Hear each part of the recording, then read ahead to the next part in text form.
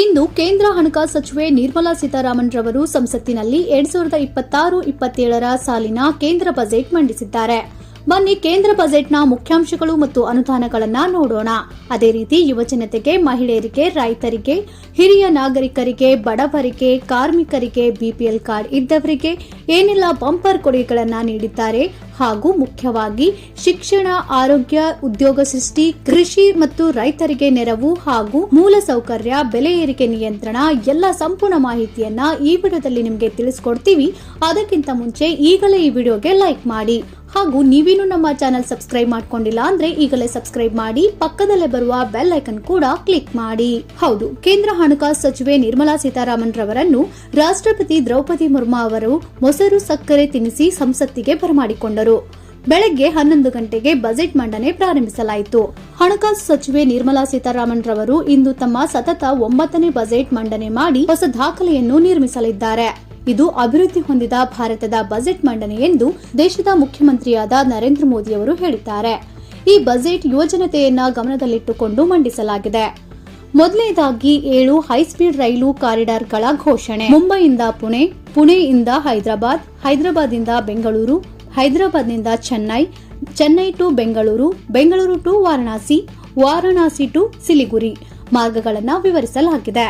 ಇನ್ನು India semiconductor 2.0 ಅನಾವರಣ. ಸುಧಾರಿತ ತಂತ್ರಜ್ಞಾನ ಸಾಮರ್ಥ್ಯಗಳು ಮತ್ತು ಕೌಶಲ್ಯಪೂರ್ಣ ಕಾರ್ಯಪಡೆಯನ್ನ ನಿರ್ಮಿಸಲು ಉದ್ಯಮ ನೇತೃತ್ವದ ಸಂಶೋಧನೆ, ತರಬೇತಿ ಕೇಂದ್ರಗಳ ಮೇಲೆ ಹೊಸ ಗಮನವನ್ನ ಹೊಂದಿರುವ ಸರ್ಕಾರವು ಭಾರತದ ಸೆಮಿಕಂಡಕ್ಟರ್ 2.0 ಪ್ರಾರಂಭಿಸುತ್ತದೆ ಎಂದು ಹೇಳಿದ್ದಾರೆ. 10,000 ಕೋಟಿ ರೂಪಾಯಿಯ ಎಸ್ಎಂಇ ಬೆಳವಣಿಗೆ ನಿಧಿ ಅನಾವರಣ ಮಾಡಲಾಯಿತು. ಈ ಮೂಲಕ ಉದ್ಯೋಗ ಸೃಷ್ಟಿಸಲು ಮತ್ತು ಉದ್ಯಮಿಗಳಿಗೆ ಬೆಂಬಲ ನೀಡಲು ಸಣ್ಣ ಮತ್ತು ಮಧ್ಯಮ ಕೈಗಾರಿಕೆಗಳ ಬೆಳವಣಿಗೆಯ ನಿಧಿಯನ್ನ ಘೋಷಿಸಿದ್ದಾರೆ. ಇನ್ನು ಜಲಮಾರ್ಗ ವಲಯದಲ್ಲಿ ಪ್ರಾದೇಶಿಕ ಶ್ರೇಷ್ಠತಾ ಕೇಂದ್ರಗಳಾಗಿ ತರಬೇತಿ ಸಂಸ್ಥೆಗಳನ್ನು ಸ್ಥಾಪಿಸಲಾಗುವುದು. 5 ವರ್ಷಗಳಲ್ಲಿ 20 ಹೊಸ ರಾಷ್ಟ್ರೀಯ ಜಲಮಾರ್ಗಗಳನ್ನು ಕಾರ್ಯರೂಪಕ್ಕೆ ತರಲು ಆಡಳಿತ ಯೋಜಿಸಿದೆ. ಇನ್ನು 3 ಹೊಸ ಅಖಿಲ ಭಾರತ ಆಯುರ್ವೇದ ಸಂಸ್ಥೆಗಳ ಸ್ಥಾಪನೆಯನ್ನ ಘೋಷಿಸಲಾಗಿದೆ. 4 ರಾಜ್ಯಗಳಲ್ಲಿ ರೇರ್ ಅರ್ತ್ ಕಾರಿಡಾರ್ ನಿರ್ಮಾಣ. ಈ ಮೂಲಕ ಆಧುನಿಕ ತಂತ್ರಜ್ಞಾನದ ಬೆನ್ನೆಲುಬಾಗಿರುವ ವಿರಳ ಲೋಹಗಳ ಉತ್ಪಾದನೆಯಲ್ಲಿ ಚೀನಾದ ಏಕಸ್ವಾಮ್ಯವನ್ನ ಮುರಿಯಲು ಭಾರತ ಸಜ್ಜಾಗಿದೆ. ಈ ಬಾರಿಯ ಬಜೆಟ್ನಲ್ಲಿ ಒಡಿಶಾ, ಕೇರಳ, ತಮಿಳುನಾಡು ಮತ್ತು ಆಂಧ್ರಪ್ರದೇಶ ರಾಜ್ಯಗಳನ್ನು ಒಳಗೊಂಡ ಬೃಹತ್ ರೇರ್ ಅರ್ತ್ ಕಾರಿಡಾರ್ ಯೋಜನೆಯನ್ನ ಘೋಷಣೆ ಮಾಡಲಾಯಿತು. ಇದನ್ನ ಭಾರತದ ಹೊಸ ಖಜಾನೆಯ ಶೋಧ ಅಂತಾನೂ ಹೇಳಬಹುದಾಗಿದೆ. ದೇಶದಲ್ಲಿ 3 ಬೃಹತ್ ರಾಸಾಯನಿಕ ಪಾರ್ಕ್ಗಳ ಸ್ಥಾಪನೆ. ದೇಶೀಯ ಉತ್ಪಾದನೆಗೆ ಒತ್ತು ನೀಡಲು ಮತ್ತು ರಾಸಾಯನಿಕಗಳ ಆಮದಿಗಾಗಿ ಇತರ ದೇಶಗಳ ಮೇಲಿನ ಅವಲಂಬನೆಯನ್ನ ತಪ್ಪಿಸಲು ವಿತ್ತ ಸಚಿವೆ ನಿರ್ಮಲಾ ಸೀತಾರಾಮನ್ ರವರು ಬಜೆಟ್ನಲ್ಲಿ ಮಹತ್ವದ ಘೋಷಣೆಯನ್ನ ಮಾಡಿದ್ದಾರೆ.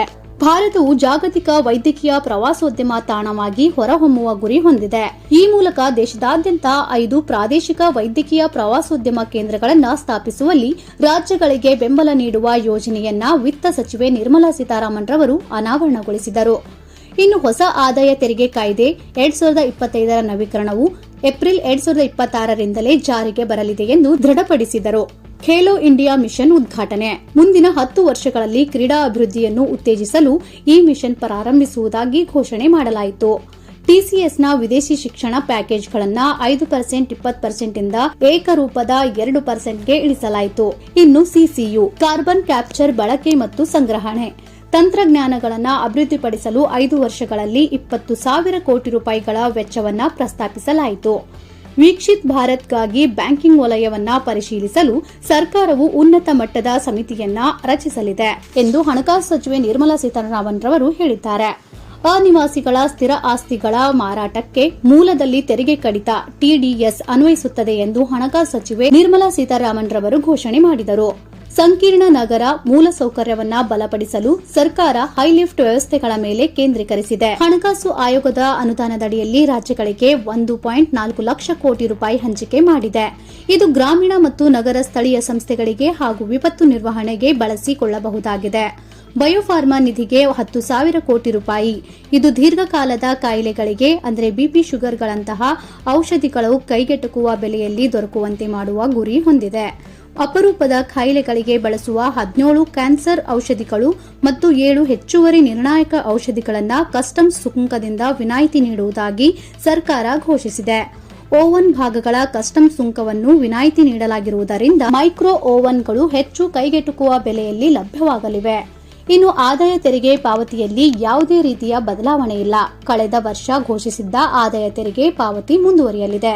ಇನ್ನು ಮಹಿಳೆಯರಿಗಾಗಿ ಶಿ-ಮಾರ್ಟ್ ಘೋಷಣೆ.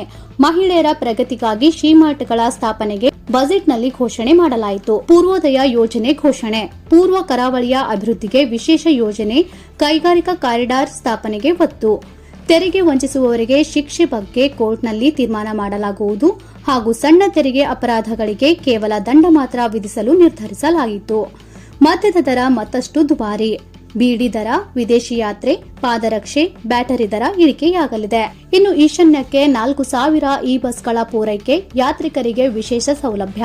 ಪಾರಂಪರಿಕ ಮತ್ತು ಸಾಂಸ್ಕೃತಿಕ ಪ್ರವಾಸೋದ್ಯಮಕ್ಕೆ ಒತ್ತು. ಪಾರಂಪರಿಕ ಸ್ಥಳಗಳನ್ನು ಡಿಜಿಟಲ್ ರೂಪದಲ್ಲಿ ದಾಖಲಿಸಲು national destination digital knowledge grade ಸ್ಥಾಪನೆಗೆ ನಿರ್ಧಾರ ಮಾಡಲಾಯಿತು. ಕೇಂದ್ರ ಬಜೆಟ್ನಲ್ಲಿ 2 ನಿಮ್ಹಾನ್ಸ್ ಆಸ್ಪತ್ರೆ ನಿರ್ಮಾಣ ಮಾಡಲು ಘೋಷಣೆ ಮಾಡಲಾಯಿತು. ಈ ಮೂಲಕ ದೈಹಿಕ ಮತ್ತು ಮಾನಸಿಕ ಆರೋಗ್ಯಕ್ಕೆ ಸರ್ಕಾರದ ಒತ್ತು. ಮಹಿಳಾ ಶಿಕ್ಷಣ ಮತ್ತು ಸುರಕ್ಷತೆಗೆ ಆದ್ಯತೆ ನೀಡಲು ದೇಶದ ಪ್ರತಿ ಜಿಲ್ಲೆಯಲ್ಲೂ ಮಹಿಳಾ ಹಾಸ್ಟೆಲ್ ನಿರ್ಮಿಸಲಾಗುವುದು.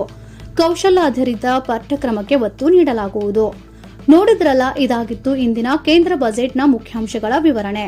ಬಜೆಟ್ ಬಗ್ಗೆ ನಿಮ್ಮ ಅಭಿಪ್ರಾಯವನ್ನ ಮರೆಯದೆ ನಮ್ಮ ಕಮೆಂಟ್ ಬಾಕ್ಸ್ ನಲ್ಲಿ ಕಮೆಂಟ್ ಮಾಡಿ ಹಾಗೂ ಈಗಲೇ ಈ ವಿಡಿಯೋನ ನಿಮ್ಮ ಸ್ನೇಹಿತರಿಗೆ ಹಾಗೂ ಸಂಬಂಧಿಕರಿಗೆ ಶೇರ್ ಮಾಡಿ ಅವರಿಗೂ ಈ ಮಾಹಿತಿಯನ್ನ ತಲುಪಿಸಿ. ಹಾಗಾಗಿ ಈ ವಿಡಿಯೋ ನಿಮಗೆ ಇಷ್ಟ ಆಗಿದ್ರೆ ಲೈಕ್ ಮಾಡಿ ಹಾಗೂ ಇನ್ನೂ ಇಂಥ ಹೆಚ್ಚಿನ ಮಾಹಿತಿ ಮತ್ತು ವಿಡಿಯೋಗಳಿಗಾಗಿ ತಪ್ಪದೆ ನಮ್ಮ ಚಾನೆಲ್ ಸಬ್ಸ್ಕ್ರೈಬ್ ಮಾಡ್ಕೊಳ್ಳಿ. Thank you.